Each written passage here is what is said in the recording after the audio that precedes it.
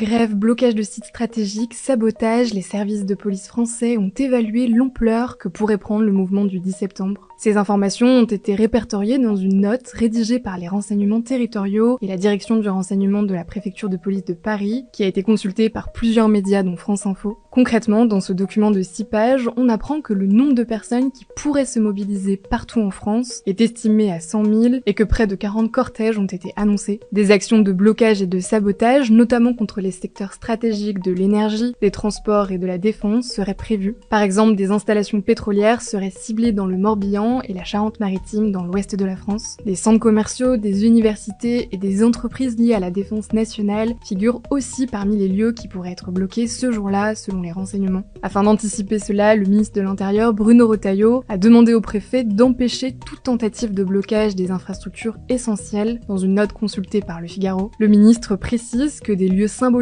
comme l'Assemblée nationale, le Sénat ou l'Élysée pourraient être visés. Mais alors, dans quel but toutes ces actions pourraient avoir lieu et qui serait derrière ? Alors l'objectif affiché, c'est de se mobiliser contre les projets d'économie budgétaire annoncés par le Premier ministre François Bayrou. Mais selon les autorités, les revendications sont jugées floues. À noter que ce mouvement se présente comme apolitique et indépendant. La note précise que la dynamique actuelle repose principalement sur des militants associatifs politiques issus de la mouvance d'ultra-gauche et certaines fractions syndicales. Mais les services de renseignement s'inquiètent surtout du fait de l'absence de coordination structurée et de leadership clairement identifié, ce qui selon eux pourrait entraîner des initiatives désorganisées et difficilement anticipables. Dans tous les cas, on suivra ça, abonne-toi pour plus d'infos.